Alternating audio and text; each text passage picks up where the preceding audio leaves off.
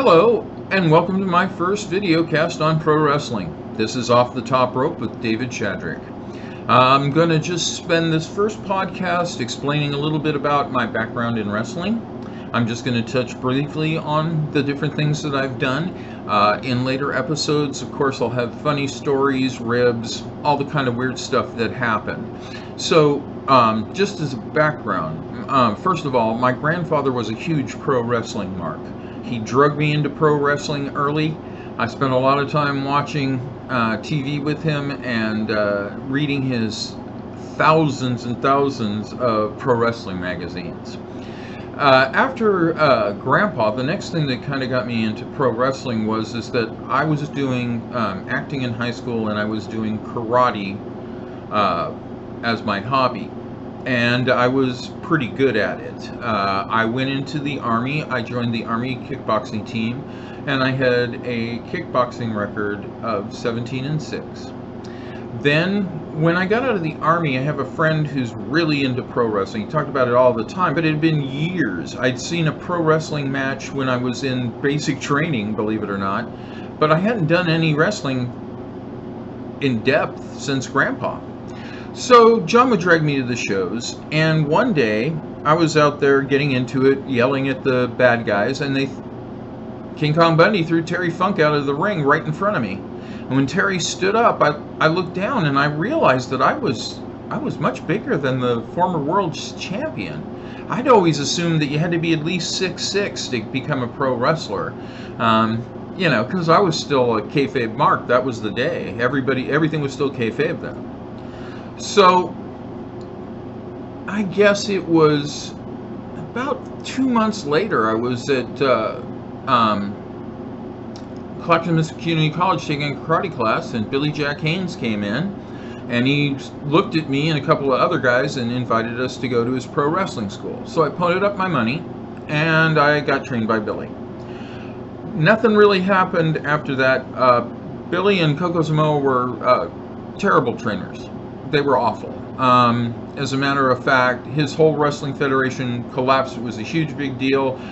Pulitzer Prize winning story was written by Catherine Dunn about it, so we'll get into what happened with the OWF a little bit later on. So after I did that, I was blackballed because OWF was a outlaw federation competing against Don Owens Pacific Northwest Wrestling. So I went to talk to Colonel De Beers and Buddy Rose, who did the training and were good trainers, but they wouldn't take me. I'm not sure whether it was because of Billy or whatever, but they told me he'd screwed me up so bad I could never be retrained, and that's just, sorry guys, that's BS.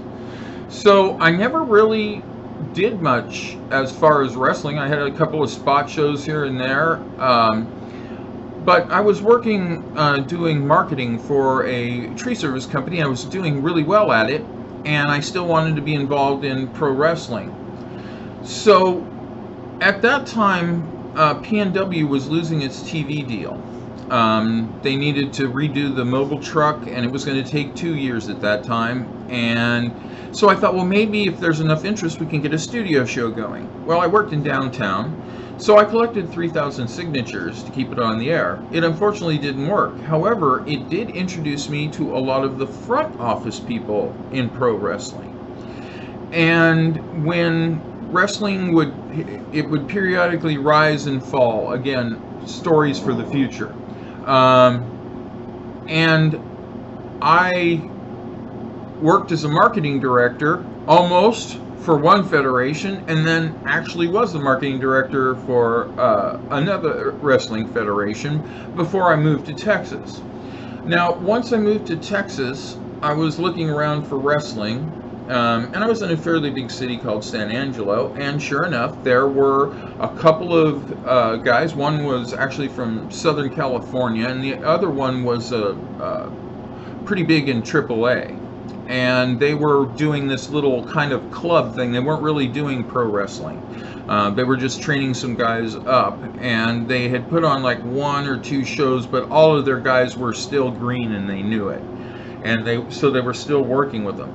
So I got involved with explosive wrestling, and I basically was kind of like a general manager. I booked shows, I arranged training sessions, made sure the gym was open, everything that you can do. I lived in the warehouse that had the pro wrestling school, so it'll be a fun story about living in a warehouse. After that, I really wasn't doing too much. Mostly, I had 3 sons. One was trained as a referee, and the other one was a wrestler, and both of them were very good at what they did. And there were a lot of federations in Odessa that we'd been doing talent swaps with. So, no federation at the time in San Angelo after Explosive, but there was plenty of work because we had expanded out, and now the guys weren't green anymore. They all had like a year or 2 under their belt, and they had been trained well by Shadell and his group of trainers. And so people were willing to work with our guys, and we started to get a good reputation. Well, my son didn't have a place to practice. There was no wrestling federation, no wrestling ring. And we were going up to Midland, Odessa on Saturdays where he was training and doing wrestling camps. And I decided that I wanted to buy a ring just so he had a place to work out at. Well, once the ring went up and he had a place to work out, all the other wrestlers started showing up to work out too because they didn't have a ring either. So I started doing a couple of spot shows for charity events. And then I just decided, well, I've got a federation.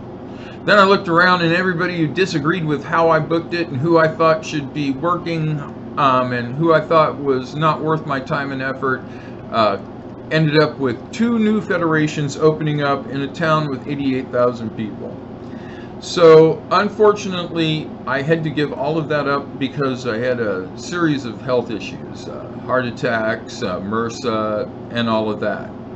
But during that time, I also was writing columns for the San Angelo Standard Times. During the Texas time and the different federations, I did 3 television pilots and 4 episodes. And I wrote them, and I edited them, and did camera work for them. So I have quite a background in wrestling. I interviewed all kinds of cool people, and we'll be hearing stories about that. Also, a shout out to all my buds. It's been like 10 years since I've been in, and most of you old fuckers are retired. But hey, if you're still active or whatever, just want to talk some trash to Shadrick again. The decrepit old man is ready. Bring it on. All right. I'll hope to see you next week, and maybe by that time I'll connect with some of my wacky wrestling friends and try to get them on my podcast. Y'all have a great day.